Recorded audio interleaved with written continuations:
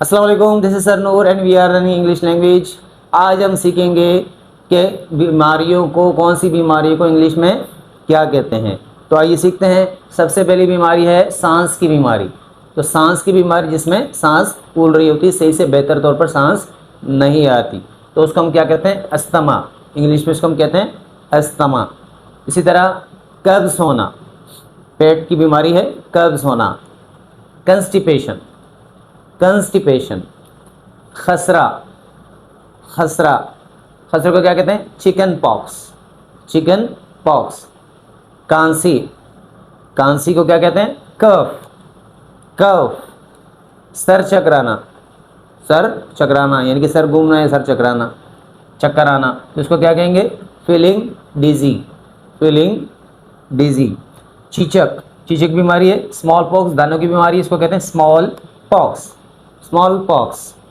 इसी तरह ज़ुकाम है, नाक से पानी की, नाक पानी की तरफ बहना, सही, तो उसको कहते हैं ज़ुकाम, तो इसको कहते हैं फ्लू, फ्लू। इसी तरह कमर दर्द, कमर में दर्द हो तो उसको क्या कहते हैं? बैक एक, बैक एक। दिल का दौरा, दिल का दौरा, जिसके वाल बंद हो जाते हैं दिल के, तो उसको दौरा पड़ता है दिल का, उसको कहते हैं हार्ट अटैक, हार्ट अटैक। काला यरकान, जिसको हम आम जुबान में पीलिया कहते हैं, सही, तो उसमें पीलिया होता है, काला पीलिया होता है, जिस तरह काला यरकान होता है।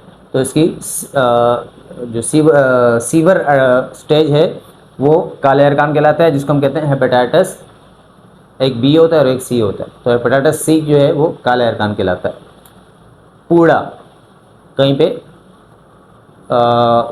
पीप वाला जो है दाना निकलता है, या फिर कोई हिस्सा जो है जिस्म का, गोश्त का हिस्सा या मैदे का हिस्सा ख़राब होना शुरू होता है, तो उसको हम कहते हैं अल्सर, अल्सर।